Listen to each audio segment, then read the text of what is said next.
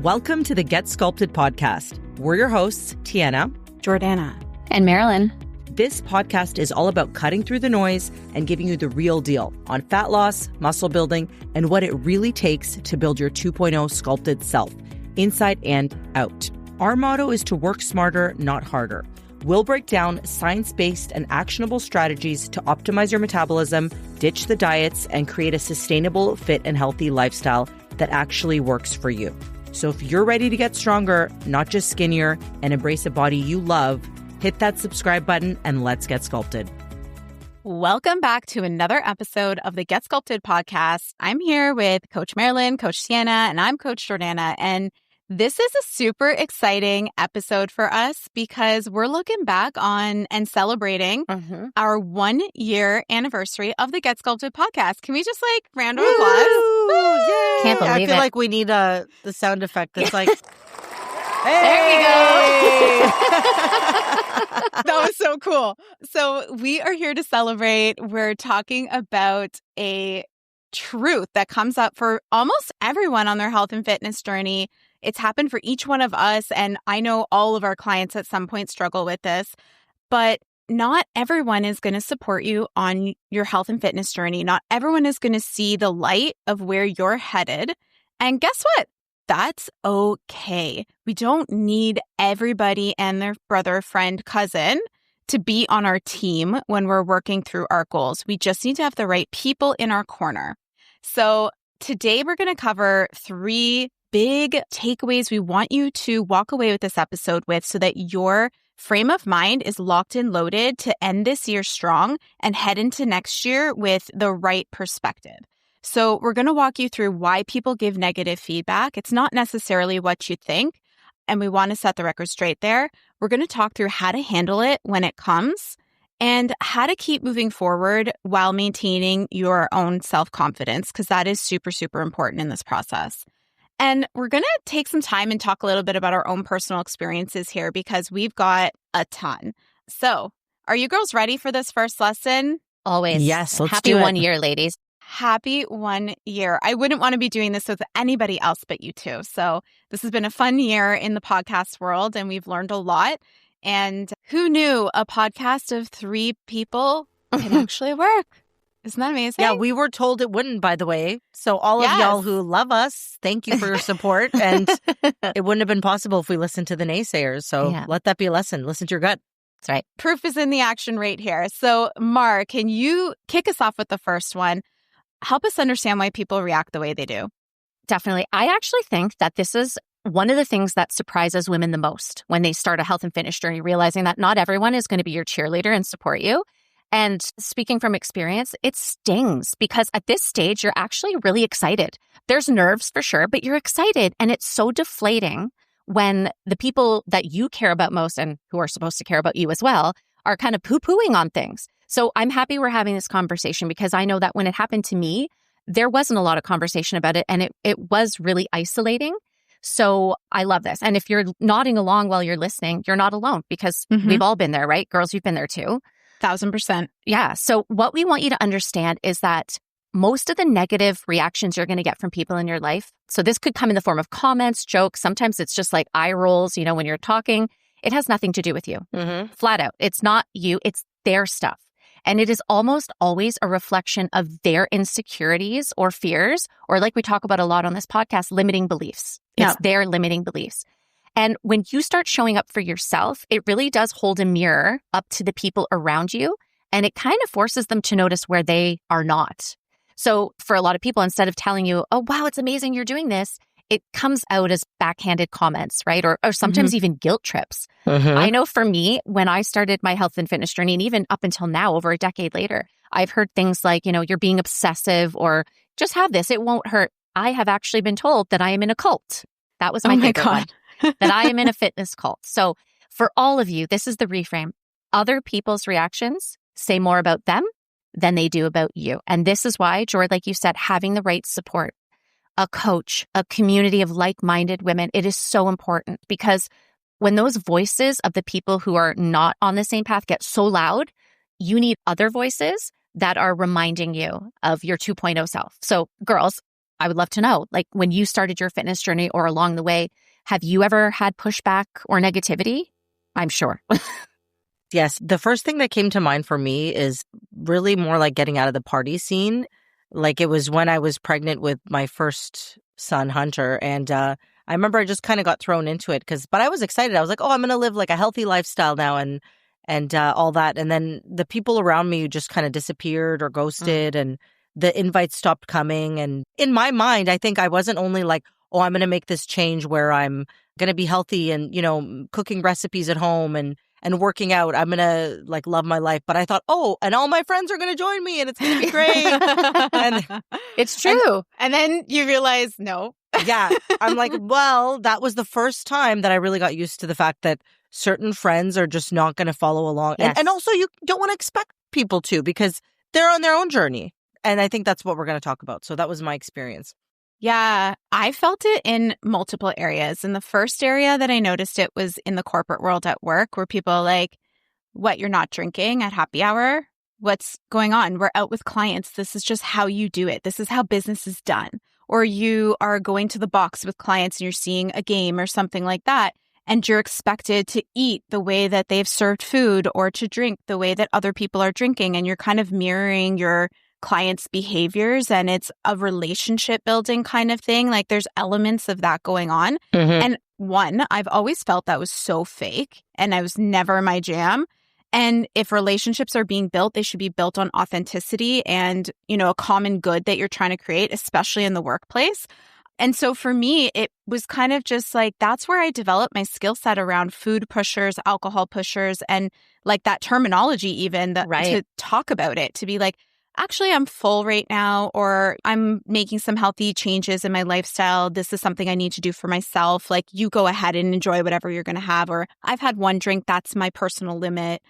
Being able to have those boundaries really helps kind of buffer you between the person and what they're saying. And then they're like, you're no fun anymore. You used to be so much fun. And that would be like the sting that I would get would be like, oh, you're no fun. It's like, I'm only fun when I'm drunk. Like, what? That's not true.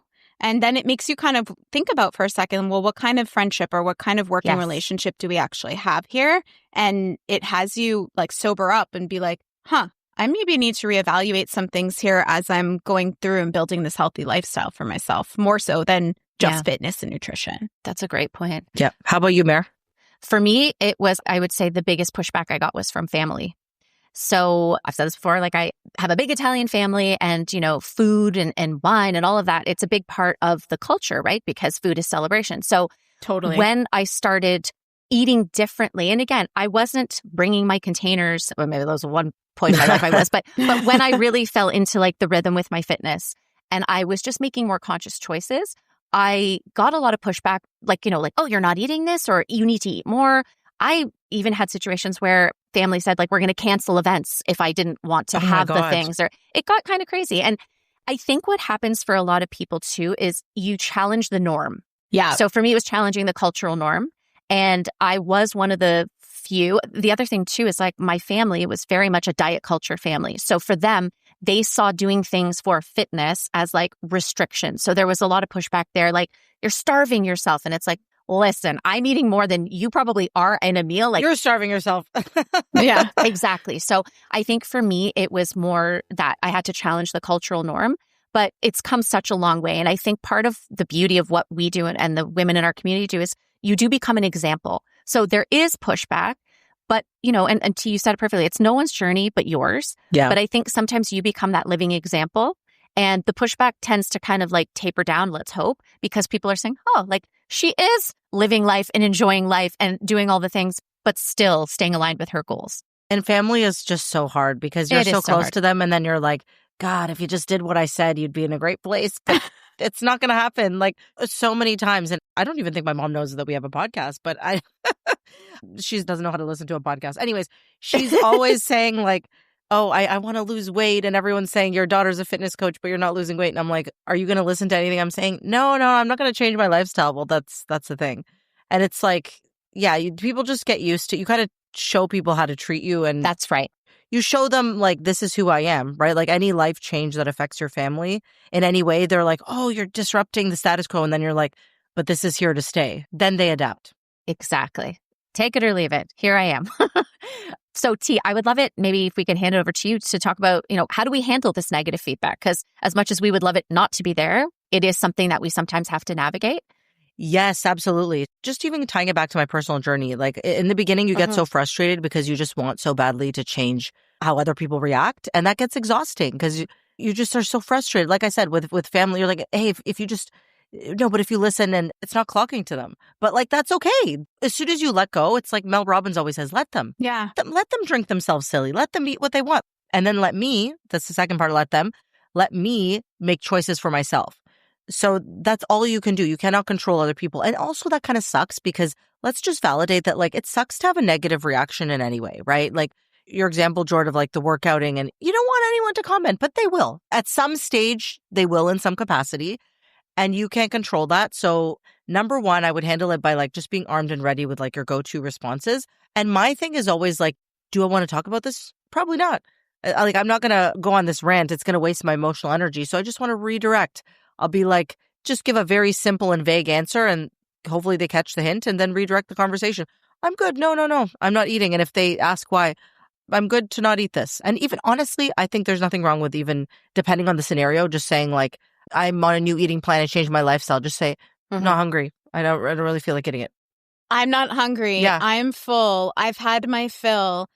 Maybe I'll have some later. Thank you so much for offering. Like, all of those are really gentle ways of saying no. And I think that that's ultimately what we need to step into is like have the confidence to say no. And they'll eventually respect that. Maybe not on the first try. Maybe they'll come back around 10 minutes later. Hey, are you ready for this now? You can still be like, no, thank you. I'm good.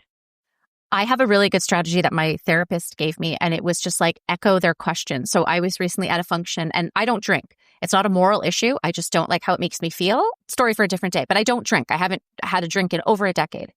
We were at a function and someone said like, do you want a glass of wine? I said, oh, no, thank you. I don't drink. And it was like literal, you don't drink? Why? So instead of engaging, this is what I did. I said, why is that so shocking to you? And it disarms them a little bit because then it's like they actually have to try now and explain to you from their perspective, why is that so shocking? And it's hard to come up with reasons like, why is that shocking? Why is it bad? Because I don't want to wake up hungover, because I don't want to sit here and drink and like stuff my face on nachos. Like, what is it about that that's so appalling to you that I don't want to drink? I almost forget that people get surprised because I'll be at an event like halfway through, someone's like, oh, do you want another drink? And they're talking about being drunk. I'm like, no, I haven't drank. And they're like, really?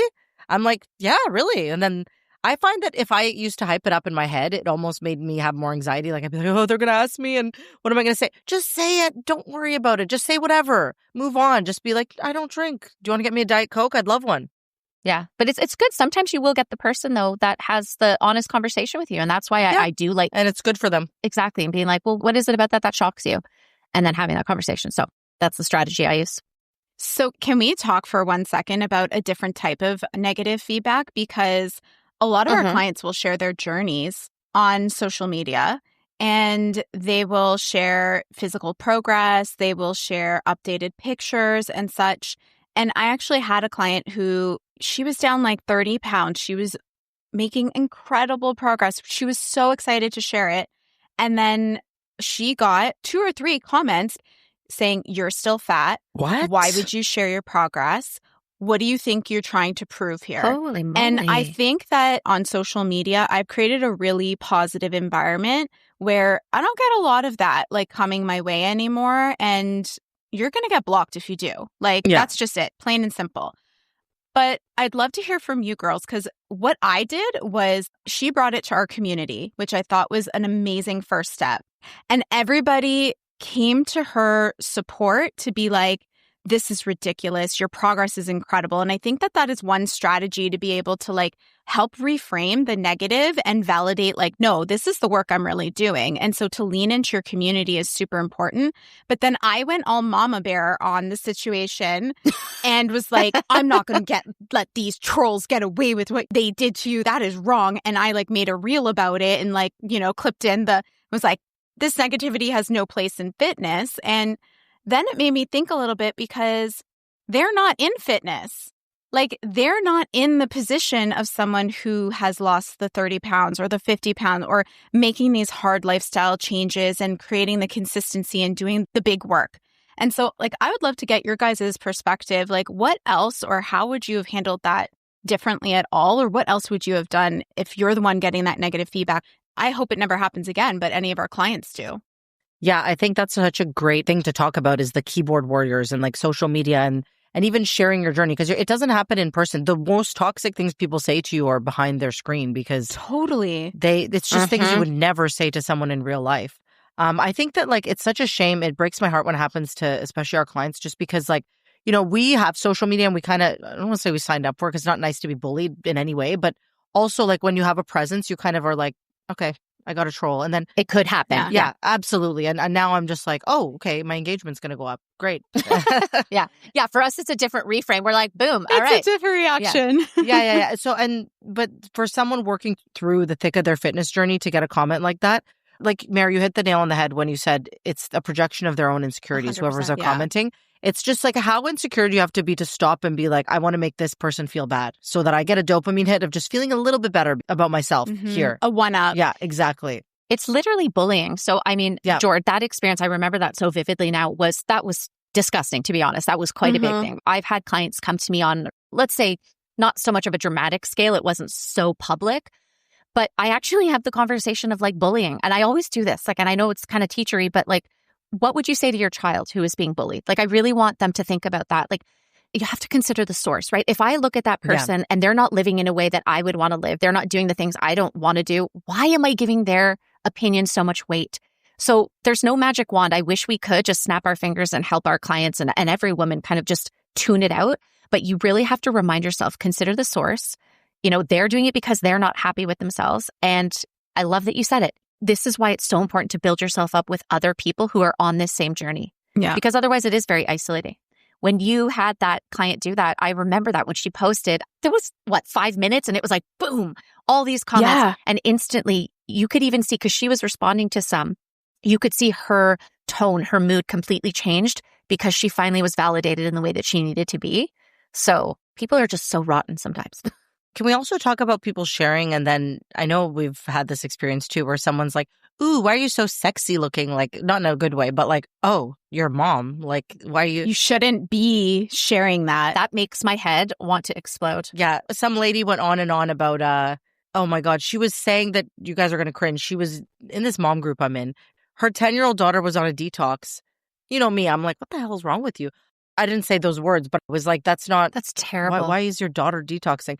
Anyway, long story short, she just basically went all over my profile. She's like, you're just not wearing any clothes. And what kind of coach are you? And I'm like, okay, sorry, Miss Wholesome. Like, okay, so this is a sidebar here, but it's none of anyone's business how modest or not modest someone is. I think that's ridiculous. It's like, hey, you might have your beliefs. You might want to cover up and whatever. And, you know, maybe you go to the gym with just a baggy t-shirt and sweats. That's fine. But like, that's your decision. And if someone has anything to say, it also comes back into insecurities for them. Oh, I can't believe you're wearing that. Why does that bother you? Yeah. I just come back to like, if you don't have something nice to say, don't say it. Be quiet. Just seriously, zip it. Yeah. Nobody asked you. Those are inside thoughts. Right. Like if I come out and ask you, please comment on my clothing. Please comment on my lifestyle. Sure. Open forum. But otherwise, keep it yourself. And also, what's one of the number one things we hear from women? That they want to feel confident and sexy in their skin. Yeah. And they want to feel like they can shop their closet and get dressed and wear anything. So the fact that you're actually getting to that place in your fitness journey, and I know it took a long time for me, your brain and your perception of yourself has to actually catch up with the external that you've been building, right? And so when those two things start to meet again, you're like, oh, I actually look good. And I don't only look good in my clothes. I look good. Yeah, I look good out of my clothes too. And I want to show people. Yeah. And I actually got a lot of backlash when I initially started to do boudoir photo shoots. Yeah. Because people were like, you're a mom, you work in corporate. What kind of an example are you setting for your daughter? Like, do you really need those pictures to be shown? I remember my dad. Hey, Dad, I know you listen. I love you. At first, he was kind of put off being like, I'm your dad. I don't want to see these pictures. And I'm like, yeah, but these pictures aren't for you. They're like on the internet. And he's like, is that supposed to be better? And I'm like, but they're for me. They're for me. This is something I needed to do for me. And it doesn't mean it's forever. It's a moment in time, but it's a reflection of where you've grown internally. And I think it can be such an incredible and empowering experience. And I guess our key message is to try and block all that other stuff out. Haters back off. Haters back off. Yes, exactly. Move through your own journey. Like, you can't control other people. Yeah. Should we move on to the third one? This segues perfectly. It is so perfect. Is how do we actually move forward confidently? You're probably sitting there being like, okay, block them out. But like, then what do I do? So really, this is about stepping into your confidence. And how we actually build confidence is by repetition and doing the hard thing over and over again, keeping those promises to ourselves. Whenever we say, I'm going to wake up and work out, I'm going to eat this food, I'm going to go and be here by this time, and you do it, you are building the skill set of follow through. And that skill set of following through tells yourself that you can trust yourself. And when you trust yourself, you have confidence in yourself. And that's ultimately what confidence is.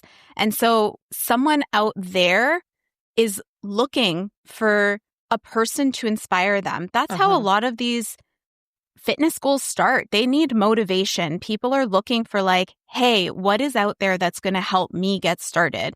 And you are likely that inspiration for somebody that you might not even know. Like, how many times have you girls heard from a client or each of our clients or somebody in their extended circle reach out and be like, oh, I just love how so-and-so does this. They inspired me to get started. And it's incredible. We all had that. We all had that. It's a chain reaction, you know? I always tell myself it would just be a damn shame if my life went by and I didn't do things just because of fear of other people's reaction. Like, this is my life, my one time on earth. Like, you think I'm not going to post the photo because that family member is going to say something? You know what? Sorry. Like, you can post your own photo. Yeah. Yeah. And here's the truth. People don't ask our permission. No, that's one thing I keep coming back to as well. Nobody asks me, you know, if they can post something on their Instagram. Why do I care what they say? It's just insecurity. And let me tell you too, like, it's natural to have that too. If we find ourselves kind of judging someone like inside our head, it's a good reflection and say, what about this does bother me? Yes. Why does it bother me? Yes. And why? Yeah. And what should I do about my own emotions and my own thoughts instead of projecting that onto the other person who's just out there living their life? Because ultimately, like, this is one of the things that is in our Get Sculpted standards that we work on with all of our clients is paying it forward.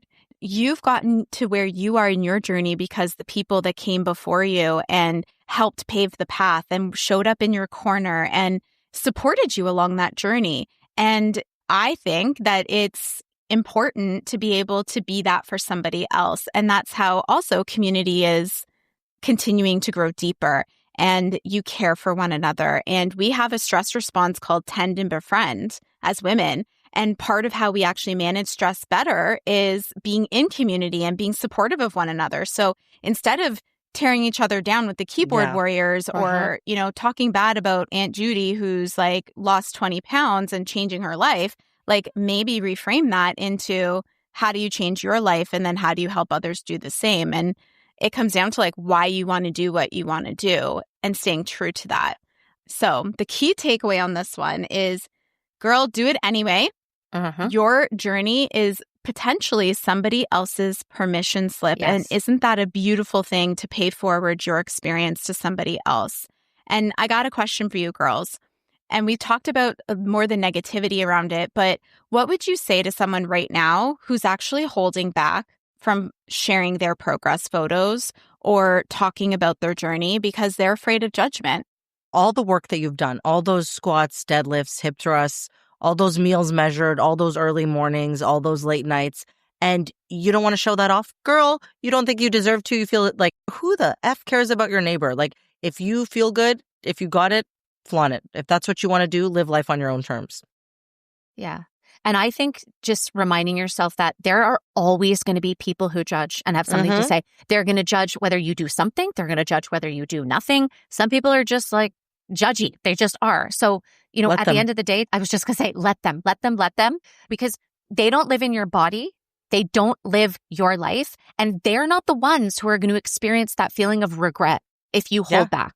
You are. You go to sleep with you at night. So when you hold back because of what other people think, you're actually silencing yourself.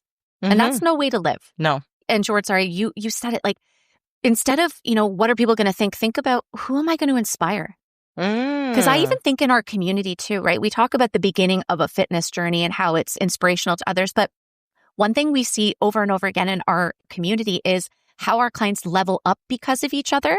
So again, like you're holding back and you're closing yourself off from all these opportunities that could come. Like when we see Tammy, hip thrusting over 200 pounds, do you know how many clients have said to me, that is my goal. That was not even on my radar that was possible. Or, oh my gosh, those clients did that photo shoot. That is something I want to do.